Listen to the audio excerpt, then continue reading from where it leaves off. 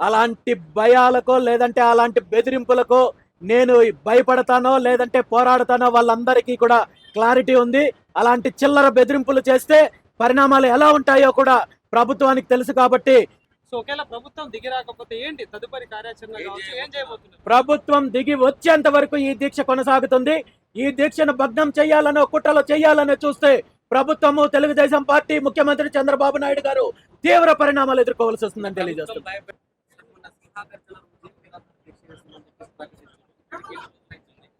ఎందుకు ప్రభుత్వం మొండి వైఖరి చేసి ఇవాళ మీరు అందరూ ప్రభుత్వం దిగొచ్చే అవకాశం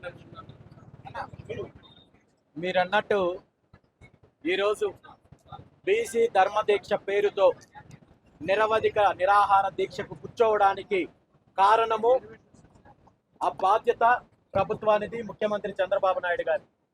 ఎందుకంటే బీసీలకు సంబంధించిన న్యాయపరమైన 5 డిమాండ్లను పరిష్కరించాలని చెప్పి గత ఫిబ్రవరి 22వ తేదీన బీసీ సింహగర్జన పేరుతో ప్రభుత్వాన్ని డిమాండ్ చేసి గడువు విధించి అల్టిమేటం విధించినప్పటికీ కూడా న్యాయపరమైన డిమాండ్లను నెరవేర్చడంలో ఈ రాష్ట్రంలో 3 కోట్ల మందికి పైగా ఉన్న బీసీల యొక్క సమస్యలను పరిష్కరించడంలో ప్రభుత్వానికి ఏమాత్రం చిత్తశుద్ధి లేకుండా, ఏమాత్రము దీని మీద కనీసము ఆ దిశగా ప్రయత్నం చేయకుండా ముఖ్యమంత్రి చంద్రబాబు నాయుడు గారు బీసీలను వంచే ప్రయత్నం చేస్తున్నారు, బీసీలను మోసం చేసే ప్రయత్నం చేస్తున్నారు.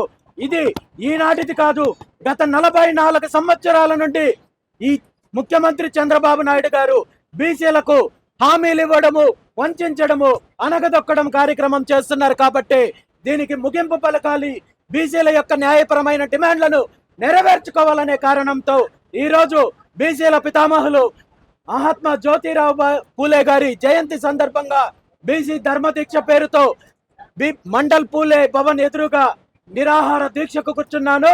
ప్రభుత్వం స్పందించి ఈ 5 డిమాండ్లను నెరవేర్చేంత వరకు కూడా ఈ దీక్ష కొనసాగుతుందని చెప్పి ఈ సందర్భంగా తెలియజేస్తున్నారు. కార్పొరేషన్ ఏర్పాటు చేస్తుంది, ఎందుకు ఈ దీక్షలు ఇవన్నీ ఎందుకు అనుకోవచ్చు?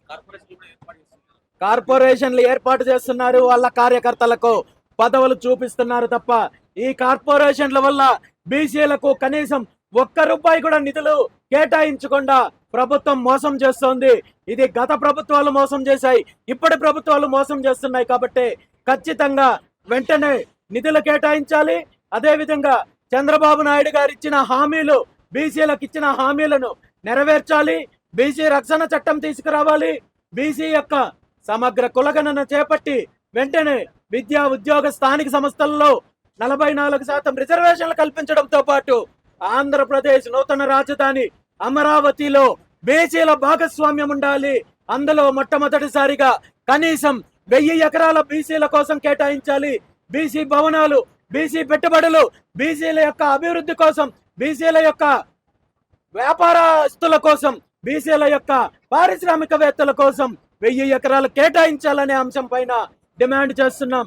ఇవన్నీ కూడా న్యాయపరమైన డిమాండ్లు, ఇవన్నీ కూడా తీర్చాల్సిన బాధ్యత ముఖ్యమంత్రి గారికి ఉందని చెప్పి ఈ సందర్భంగా తెలియజేస్తారు. అధికారంలో రావడం కోసం అనేక హామీలు బీసీలకు సంబంధించిన చట్టం, అంటే వాళ్ళ రక్షణ చట్టం కల్పిస్తారు కానీ ఇవన్నీ చెప్పింది. కానీ ఇప్పుడు ప్రభుత్వంలో ఉన్న మంత్రులు కావచ్చు, ఎమ్మెల్యేలు కావచ్చు, ఎంపీలు కావచ్చు, ఎందుకు దీనిపై బీసీలో ఉన్న ఎమ్మెల్యేలు కావచ్చు, ఎందుకు దీనిపై క్లారిటీ కానీ దీనిపై పోరాటం చేయడం కావచ్చు కానీ ఎందుకు చేయట్లేదు? ఎందుకు రామచంద్ర యాదవే చేస్తా ఉంటారు? మీరు అన్నట్టు మేము అధికారంలోకి వస్తే 100 రోజుల్లో బీసీ రక్షణ చట్టాన్ని తీసుకొస్తామని చెప్పి ముఖ్యమంత్రి గారు వాళ్ళ పుత్రరత్నము ఊరు డంకా మోగించినట్టు ప్రతి సభలో కూడా ప్రకటించడం జరిగింది.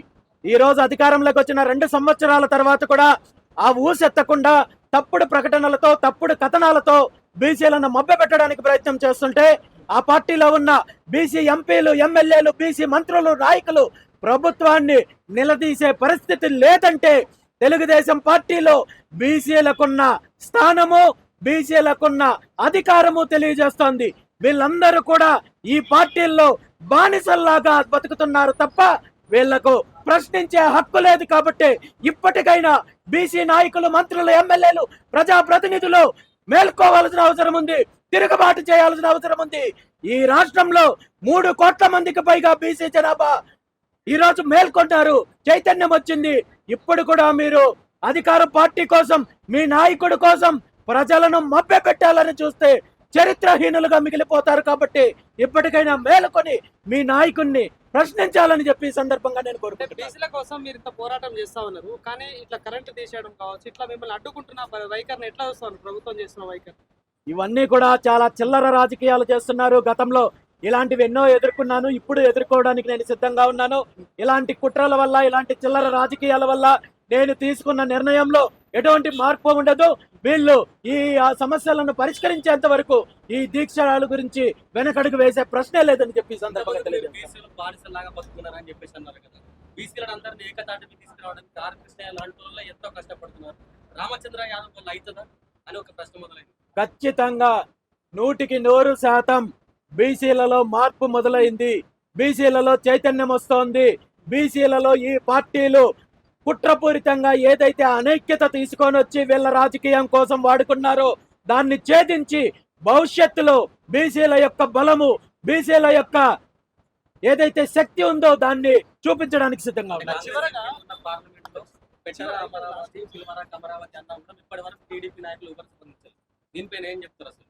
ఈరోజు మీరు అన్నట్టు సాక్షాత్తు పార్లమెంటులో చంద్రబాబు నాయుడు గారికి సంబంధించిన వారి సామాజిక వర్గానికి సంబంధించిన ఒక సీనియర్ రాజకీయవేత్త ఇది అమరావతి కాదు కమరావతి అనే విధంగా పార్లమెంట్లో మాట్లాడే పరిస్థితి వస్తోందంటే ముఖ్యమంత్రి చంద్రబాబు నాయుడు గారి విధానాలు, అదే విధంగా అమరావతిలో భూకేటాయింపులు ఎలా జరుగుతున్నాయో మనం గమనించాలి. ఇది కాదు అని చెప్పి నిరూపించుకోవాల్సిన బాధ్యత ముఖ్యమంత్రి గారికి ఉంది. నిరూపించుకునే అవసరము ఈ రోజు బీసీలకు 1000 ఎకరాలు కేటాయించడం ద్వారా ముఖ్యమంత్రి గారికి వచ్చింది. కాబట్టి దాన్ని నిర్ణయం తీసుకోండి, లేదంటే ఈ రాష్ట్ర ప్రజలకు మీరే నిర్ధారణ చేసినట్టుంటుంది. ఈ అమరావతి మీకు, మీ కుటుంబానికి సంబంధించిందని దాన్ని సమాధానం చెప్పాల్సిన బాధ్యత ముఖ్యమంత్రికి ఉంది. ఇట్లా చివరగా ఈ దీక్ష తరపున 5 డిమాండ్లు పేర్కొన్నారు. సో ఒకవేళ ప్రభుత్వం దిగి రాకపోతే ఏంటి తదుపరి కార్యాచరణ కావచ్చు, ఏం చేయబోతున్నారు? ప్రభుత్వం దిగి వచ్చేంత వరకు ఈ దీక్ష కొనసాగుతుంది. ఈ దీక్షను భగ్నం చేయాలనో కుట్రలు చేయాలనో చూస్తే ప్రభుత్వము, తెలుగుదేశం పార్టీ, ముఖ్యమంత్రి చంద్రబాబు నాయుడు గారు తీవ్ర పరిణామాలు ఎదుర్కోవాల్సి వస్తుందని తెలియజేస్తుంది. భయపెడితే రామచంద్ర యాదవ్ భయపడే లెక్కలు ఏమైనా ఉన్నాయా అంటే ఏం చెప్తారు? అలాంటి భయాలకో లేదంటే అలాంటి బెదిరింపులకో నేను భయపడతానో లేదంటే పోరాడతానో వాళ్ళందరికీ కూడా క్లారిటీ ఉంది.